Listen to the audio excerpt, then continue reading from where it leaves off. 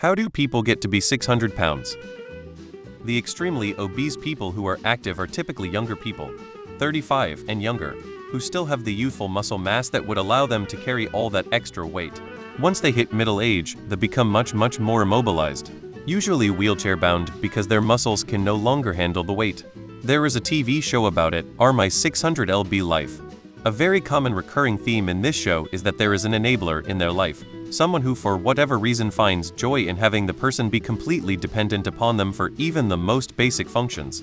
There have even been a few cases where the person does lose enough weight to become fully self-efficient, which then leads to the enabler leaving them. Another common theme in this show is child abuse. At least half of these people's stories are some variation of I was sexually abused as a child, so I used food as a coping defense mechanism, hoping that if I can make myself as unattractive as possible that will never happen to me again. Ever watch My 600 lb Life? So much of it is childhood trauma which led to food addiction. You don't get to be a debilitating level of obesity without some kind of mental health struggle. It's no different than drug addiction. I'll add as well that the bigger you get, the harder it is to make that huge mental switch to find the motivation to change. It's a lot of work. Your body hurts. You are in pain 247. It's so much easier to just give up. This makes weight gain spiral even more. Source: I'm not 600 pounds, but I've always struggled with my weight. One of the most hardcore foods I saw on my 600-pound life was this lady got a massive bowl of mashed potatoes and melted a whole bag of shredded cheese and put chicken nuggets in it. I was like, damn. It can be a vicious cycle. You gain weight, your health decreases, which makes it more difficult to be active, and you get more weight, which causes more health issues. I have only ever met one incredibly heavy person in my life, an American visiting my college. She must have been 5 ft tall and 300 pounds minimum. She definitely ate out of anxiety. I have never seen someone put away the sheer quantity of food she did, all of it mega calorific like crazy milkshakes with cookies in them. The most surprising thing was the speed she ate with. I thought she was going to choke sometimes. It was like she thought it was going to get taken away from her. I felt so bad for her. She clearly was just incredibly socially anxious and this was her way of coping. She didn't eat like a normal person at all, and I imagine her relationship to food was very stressful.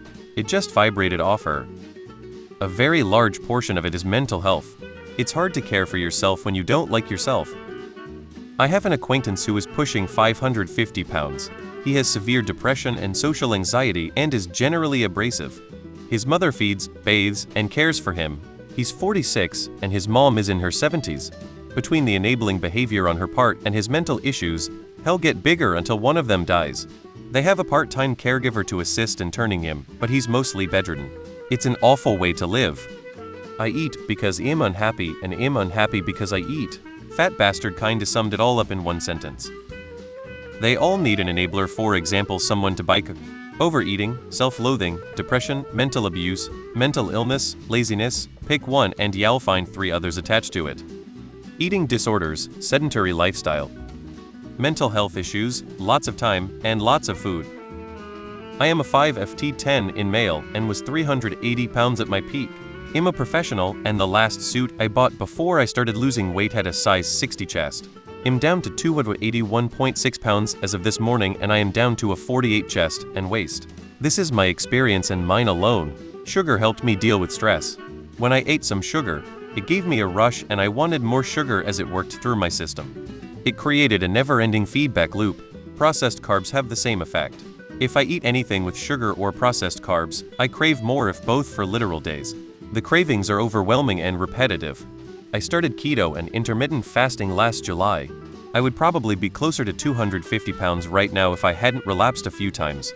Not enough to gain substantial weight, but enough that I had to reset my diet 5 or 6 times after a couple of weeks of cheating.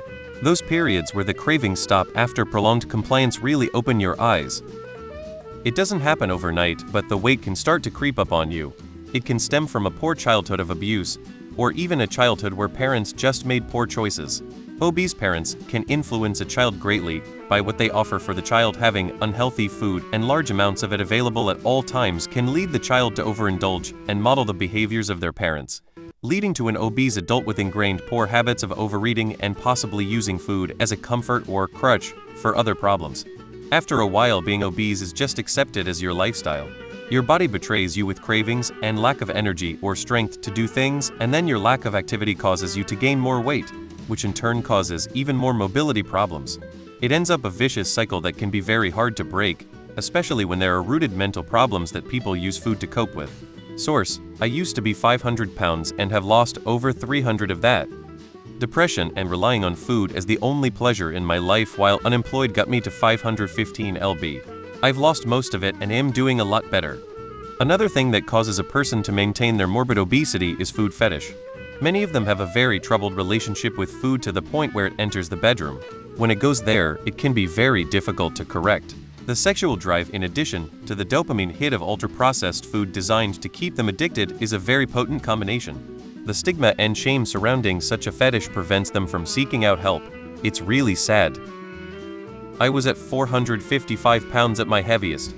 Mental health crisis and spiraling physical issues caused by the increased weight just compounds and compounds until you can't walk half a block. Feels like you can't do anything about it because you can't exercise.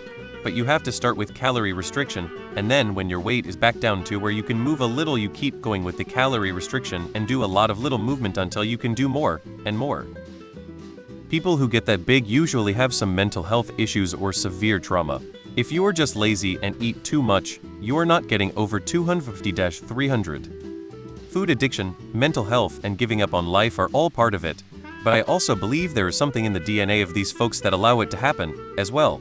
Reason I say it: as my eating habits suck, I can wolf down an entire pizza, and then down a bottle of soda and bag of chips 10 minutes later, then eat another meal an hour or two after that. Like a good 5,000 calories a day. But my body just refuses to go higher than 235 or so.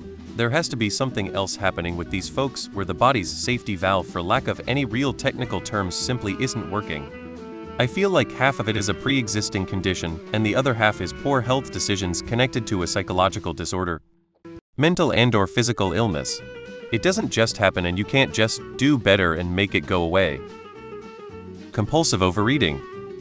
I'm aware it's largely mental, but I'm more curious about the physical aspect.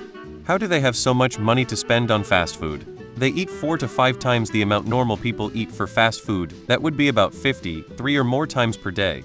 That's over 1,000 a week, with no work income. Someone else has to give it to them because they can't move. Why is this person buying so much food for them when they know it's that bad? Regardless of the reason for overeating, at some point most of people who are that morbidly obese are relying on others to bring and sometimes prepare food. Codependency and enabling within the patient's support system has to be addressed.